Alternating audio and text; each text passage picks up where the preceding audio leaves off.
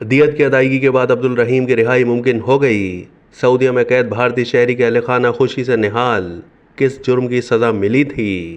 بھارتی ریاست کیرلا میں ضعیف العمر فاطمہ کے گھر میں خوشی کا سماں ہے، کیونکہ ان کا بیٹا 18 سال کے بعد سعودی عرب کی کال کوٹری سے آزاد ہو کر گھر واپس آ رہا ہے۔ ان کی یہ رہائی 34 کروڑ بھارتی روپے کی دیت کے بدلے میں ممکن ہوئی ہے، جو چندہ کر کے اکٹھی کی گئی۔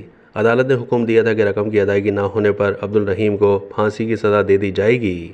دیت کی رقم اپریل میں حوالے کی گئی۔ عدالت نے سعودی خاندان کی جانب سے رقم قبول کرنے کے بعد فیصلہ سنایا، جس سے ان کی رہائی کے لیے قانونی کارروائی ممکن ہوئی۔ عبدالرحیم کی والدہ نے انتہائی مسرت کا اظہار کرتے ہوئے کہا ہے کہ وہ اپنے بیٹے کو جلد سے جلد دیکھنا چاہتی ہیں۔ فاطمہ نے کہا کہ اگرچہ وہ مجھے فون کرتا ہے، یہ کافی نہیں ہے۔ میں اپنے بیٹے کو دیکھنے کے لیے مزید انتظار نہیں کر سکتی اور چاہتی ہوں کہ وہ جلد سے جلد آ جائے۔ عبدالرحیم کا بھتیجا بھی پرجوش ہے اور کہا کہ سعودی عرب کی عدالت نے ان کے وکیل کو اتوار کو پیش ہونے کو کہا ہے۔ بھتیجے کا مزید کہنا تھا کہ وکیل نے ہمیں بتایا ہے کہ اتوار کو ہمیں پتہ چل جائے گا کہ رحیم کو آخر کب تک رہا کیا جائے گا، اور رہا ہونے کے بعد وہ فوراً وطن واپسی کے لیے اڑان بھریں گے، جس کا پورا گاؤں انتظار کر رہا ہے۔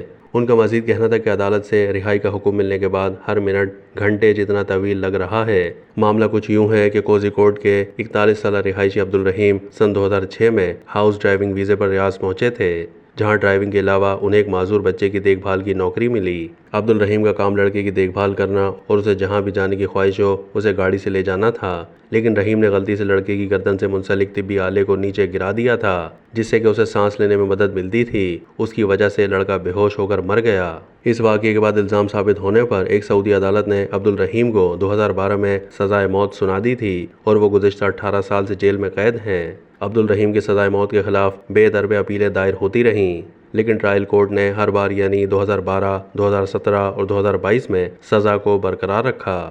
اس دوران کیرلا کے شہریوں نے عبدالرحیم کے لیے قانونی چارہ جوئی کی مہم شروع کر دی، جس کے لیے عبدالرحیم قانونی ایکشن کمیٹی تشکیل دی گئی اور پھر سعودی عرب میں بچے کے خاندان والوں کو دیت یعنی قصاص لینے پر راضی کر لیا۔ کئی سال تک معافی کرنے سے انکار کرنے کے بعد بچے کے خاندان نے 2023 میں 1.5 کروڑ ریال دیت کے بدلے میں جان بخشی و رضامندی ظاہر کی۔